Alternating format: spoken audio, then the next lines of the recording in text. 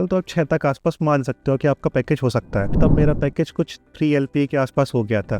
Strategies बताऊंगा कि आप कैसे अपना पैकेज बढ़ा सकते हो, को थोड़ा सा ज़्यादा पैसा मिल सकता है। 33 to 40 के बीच में मेरा है अभी।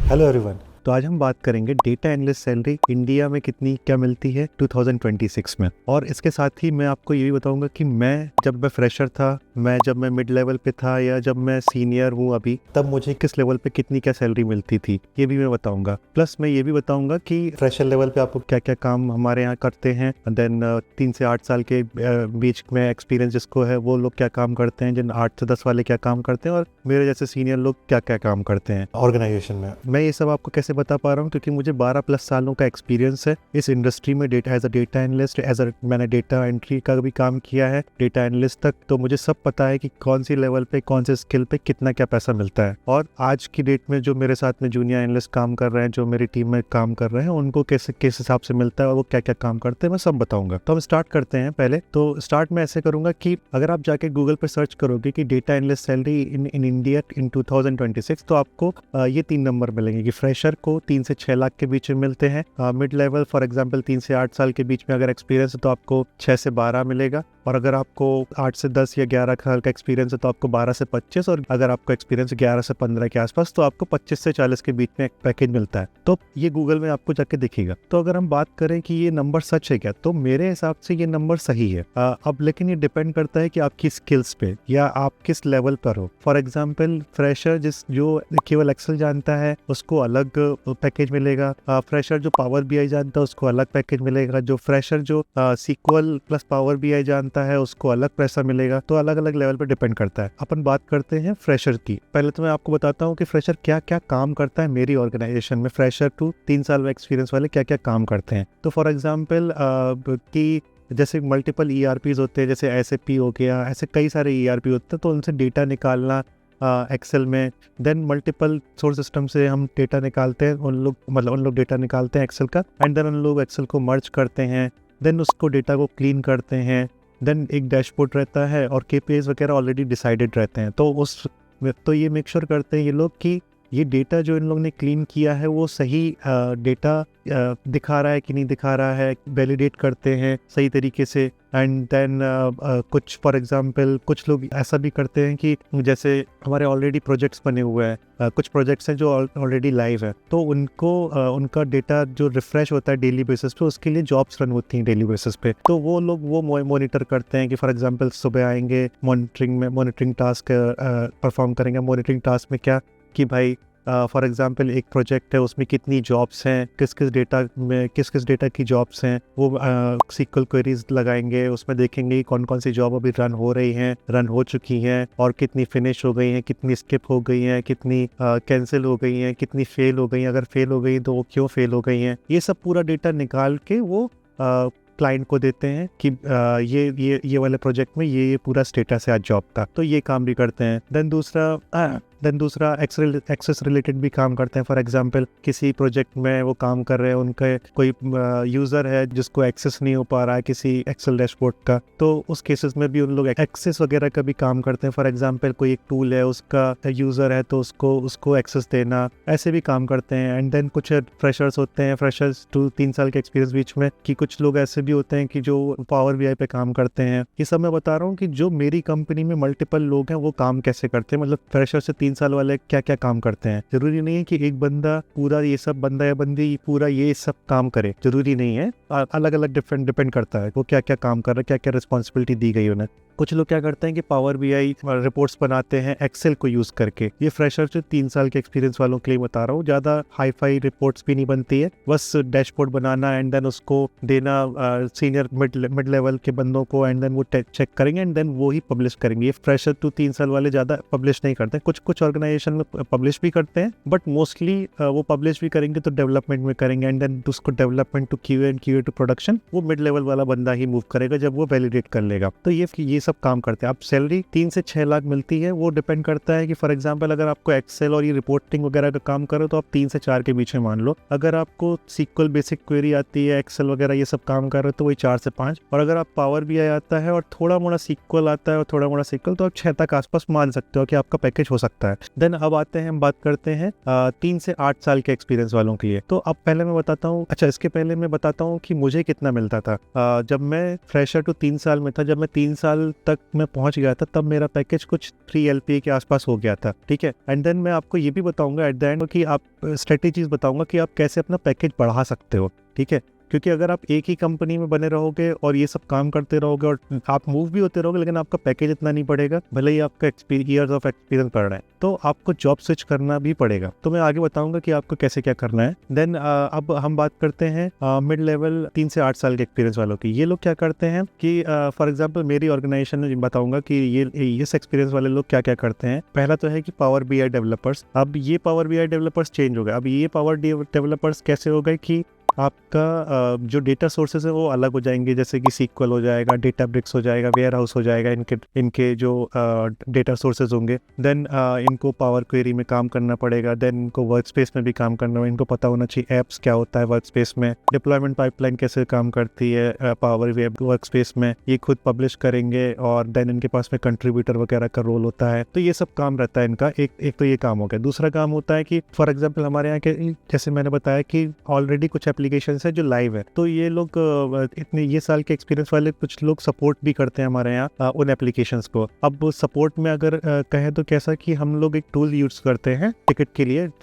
तो यूजर जो होते हैं वो टिकट, जैसे उनको कोई प्रॉब्लम आया तो वो टिकट रेस करके अपना इशू रेस कर सकते हैं, मतलब टिकट रेस करके अपना इशू रेस कर सकते हैं। एंड देन वो टिकट ये डेवलपर्स के पास में आती है, डेटा एनालिस्ट के पास में आती है, एंड देन वो रिजॉल्व करते हैं। अब वो रिजॉल्व कैसे करते हैं, अब वो इश्यूज क्या क्या रहते हैं। फॉर एग्जांपल जैसे कि सबसे पहला तो ये एक्सेस का इशू इस लेवल वाले लोग भी देखते हैं। देन दूसरा कि कुछ फॉर एग्जांपल डेटा नहीं आ रहा है उसको, कुछ रो लेवल सिक्योरिटी में उसको कुछ डेटा दिखना चाहिए था बट वो डेटा दिख नहीं रहा है। कुछ डेटा ऐसा SAP में ERP में अलग दिख रहा है, एंड देन पावर बीआई में अलग दिख रहा है। एंड देन कुछ डेटा बहुत दिनों से अब रिफ्रेश नहीं हुआ है, पुराना डेटा है। तो ये सारे इश्यूज ये लेवल के लोग देखते हैं। सब पूरा सीक्वल के थ्रू होता है मोस्टली हमारे यहाँ। ये सब जैसे फॉर एग्जांपल इशू हुआ तो इसको इन लोग रिवर्स इंजीनियरिंग करते हैं कि चलो अच्छा ठीक है, ये वाला डेटा नहीं दिख रहा है, तो ये वाला डेटा कौन से टेबल से आ रहा है। देन वो टेबुलर एडिटर में जाएंगे, फिर वो देखेंगे डेक्स वगैरह सही काम कर रहा है कि नहीं कर रहा है। देन अच्छा इस लेवल के लोग डेटा मॉडलिंग भी करते हैं, डेक्स भी करते हैं,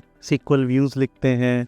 जैसे मान लो फॉर एग्जांपल स्टोर प्रोसीजर लिखे हुए तो उनका कुछ मेंटेनेंस हुआ, जैसे कोई वेरिएबल चेंज हुआ है या कोई एक एक्स्ट्रा कॉलम ऐड करना है, तो ये सब काम भी ये लेवल के बंदी करते हैं। एंड मोस्टली सीक्वल डिपेंडेंट होता है। इसमें आपको सीक्वल भी लिखना पड़ता है, डेक्स भी लिखना पड़ रहा है। हमारे यहाँ जो लोग काम कर रहे हैं पावर बीआई रिपोर्ट्स भी बना रहे हैं, एंड मोस्टली ये सब काम कर रहे हैं, ठीक है। देन अब सैलरी कितनी मिलती है, 3 से 8 साल के एक्सपीरियंस वालों को 6 से 12 के बीच में मिल जाता है। अब ये डिपेंड करता है कि आप किस लेवल पे काम कर रहे हो। फॉर एग्जांपल आप केवल पावर बीआई पे काम कर रहे हो तो आपको थोड़ा कम मिलेगा। अगर आप पावर बीआई सीक्वल सब कुछ पता है, आपको एंड टू एंड प्रोजेक्ट जो सपोर्ट में है उसमें आप सपोर्ट कर रहे हो, तो आपको थोड़ा सा ज़्यादा पैसा मिल सकता है 8 से 12 के बीच में। और थोड़ा सा एक्सपीरियंस पे भी डिपेंड करता है कि फॉर एग्जाम्पल 3 से 4 का है तो 6 के आसपास मिलेगा। तो ऐसे एक्सपीरियंस के ऊपर भी डिपेंड करता है, बट मोटा मोटा ये है कि 6 से 12 के बीच में मिल जाता है। अब मुझे कितना, जब मैं 8 साल के एक्सपीरियंस में आ गया था तो मेरा ऑलरेडी जो पैकेज था वो 12 के आसपास आ गया था, मतलब 12 के ऊपर था मेरा पैकेज। देन फिर आते हैं 8 से 11, 8 से 10 के साल के एक्सपीरियंस वाले लोग। अब इस एक्सपीरियंस वाले लोग क्या करते हैं, mostly end to end project development में इन्वॉल्व रहते हैं। एंड टू एंड प्रोजेक्ट मतलब कि फॉर एग्जांपल डेटा SAP से आया, डेटा वेयर हाउस में आया, तो यहाँ से डेवलप करना से लेके पावर बीआई डेवलपमेंट तक पूरा ये एंड टू एंड डेवलपमेंट करते हैं। मतलब स्टोर प्रोसीजर बनाना, स्टोर प्रोसीजर के बाद में टेबल्स बनाना, अगर टेबल बनाना मटेरियलाइज करना, अगर वो मटेरियलाइज करके टेबल्स बनाना, देन व्यूज बनाना, देन टेबुलर एडिटर में पूरा सेटअप करना, डेटा मॉडलिंग करना, डेक्स लिखना, देन पावर बीआई में आना, पावर बीआई में विजुअल्स वगैरह बनाना, ये सब काम करते हैं। तो सारे एंड टू एंड डेवलपमेंट में ये लोग इन्वॉल्व रहते हैं, प्लस इनको क्लाउड का भी नॉलेज होता है और इनको CI/CD पाइपलाइन के बारे में पता होता है कि कैसे क्या काम करती है CI/CD पाइपलाइन। अब बात करते हैं इनके पैकेज की, तो इनका पैकेज आप मान के चलो 8 से 10 का अगर एक्सपीरियंस है तो आप मान के चलो 12 से 25 या 24 के बीच में इनका एक पैकेज हो सकता है। अब ये डिपेंड करता है कि आपको एक स्किल कितनी आती है, प्लस अगर आपने जॉब स्विच करी है या नहीं। अब मेरा कितना पैकेज था जब मैं 10 साल के एक्सपीरियंस तक पहुंचा, तब मैं 24 तक पहुंच चुका था। अब मैं 24 तक कैसे पहुंचा, क्योंकि मैंने स्विच किया था। अब मैंने स्विच तो किया, अब मैंने अपने पूरे कैरियर में ज़्यादा स्विच तो नहीं किए हैं, लेकिन जब मैंने वो स्विच किया तो मैंने क्या किया, जो मोस्टली लोग करते हैं कि कोई नई स्ट्रेटेजी नहीं है, बट ये मेरे लिए बहुत अच्छी काम करती है। जब मैंने स्विच किया है, तो फॉर एग्जाम्पल जब मैं 12 में था तो मैंने स्विच किया था, तो मुझे एक 14.5 के आसपास पैकेज मिला। देन फिर मैंने उस काउंटर ऑफर को लगा के मैंने एक और स्विच किया तो मुझे 16.5 का मिला। तो मैंने स्विच ज़्यादा किए हुए नहीं है, तो लेकिन जब मैंने स्विच किया तो ये स्ट्रेटेजी मेरे लिए काम की, आपके लिए भी काम करेगी। सब मोस्टली लोग ऐसा ही करते हैं, बट अच्छी स्ट्रेटेजी है। तो फॉर एग्जांपल जैसे जब मैं 12 लाख पे, तो मैंने रिजाइन दिया और मुझे 14 के आसपास का पैकेज मिला था। मैंने रिजाइन दिया, फिर मैंने उस 14 के ऊपर जॉब ढूंढी तो मुझे 16.5 तक मिला। फिर मैंने 16.5 के ऊपर जॉब ढूंढी तो मुझे 19 के आसपास मिला, और फिर मैंने 19 के आसपास तो वही 20-21 के आसपास मुझे पैकेज मिला। तो मैंने वो 12 से सीधे 21 पे जंप किया था इस स्ट्रेटेजी को यूज करके, ये स्विच वाली स्ट्रेटेजी को यूज करके। तो जब मैं 10 साल का एक्सपीरियंस जब मेरा हुआ, तब मैं ऐसे